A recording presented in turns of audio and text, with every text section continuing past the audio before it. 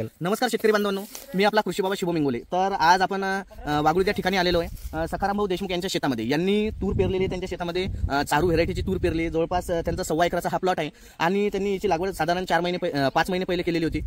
तर आता आपण बघू शकता यांच्या तुरीची कंडिशन, तिला भरपूर प्रमाणात अशा प्रकारे शेंगा लागलेल्या आहेत आणि यांनी इथं नियोजन करण्यासाठी काय केलेले आहे, एक बेड सोडून त्यांनी 2 तास तुरीचे टाकलेले। तर आपण 2 तास न टाकता 1 तास टाकायचा आहे आणि त्यांनी प्रत्येक जे तुरीचं बेड आहे त्याच्यावरती 20 mm ची ड्रिप टाकलेली आणि त्यांनी खताचे ग्रेड सांगायचे झाले तर 1261 तसेच 05234 आणि 0050 हे 3 खताचे ग्रेड सोडलेले आहेत आणि त्यांनी याच्यात बॅक्टेरियाचा सुद्धा उपयोग केलेला आहे। त्यांनी फॉस्फरस आणि पोटॅश विरघळणाऱ्या बॅक्टेरिया सुद्धा त्यांनी याला सोडल्या होत्या। तर त्यांनी जवळपास या तुरीचं अपेक्षित उत्पन्न झाले, म्हणजे अपेक्षित केलेले उत्पन्न की त्यांना 10चं होईल, तर निश्चितच त्यांना 10चं उत्पन्न याच्यातून मिळू शकते। आणि त्यांनी या तुरीला जेव्हा ही 100% फुलात होती किंवा 80% फुलं आणि 20% वाद्या अवस्थेत होते, तेव्हाच त्यांनी हिला एक फवारणी घेतलेली आहे, ज्याच्यात त्यांनी की स्टॉबिलन ग्रुपमधलं एक बुरशीनाशक घेतलं होतं, एक त्याच्याबरोबर यांनी एक कीटकनाशक घेतलं होतं जे की सस्पेन्शन फॉर्म मधलं आहे आणि त्याच्याबरोबर यांनी हिला एक संजीवक घेतलं होतं जे की मायक्रोन्यूट्रिएंट स्वरूपात होतं, ज्याचं नाव ताबा होतं, ते घेतलं होतं। आणि जवळपास एका फवारणीमध्ये आपण बघू शकता भरपूर प्रमाणात तिला माल लागलेला आहे। आणि शेतकरी बांधवांनो, आपण सुद्धा ड्रिपचं जर नियोजन केलं तर अशाच प्रकारे आपल्या तुरीला सुद्धा आपण जास्तीत जास्त उत्पन्न देण्यासाठी प्रवृत्त करू शकता। तर अशाच प्रकारचे नवनवीन व्हिडिओ बघण्यासाठी आपलं चॅनल कृषी बाबा सबस्क्राइब करून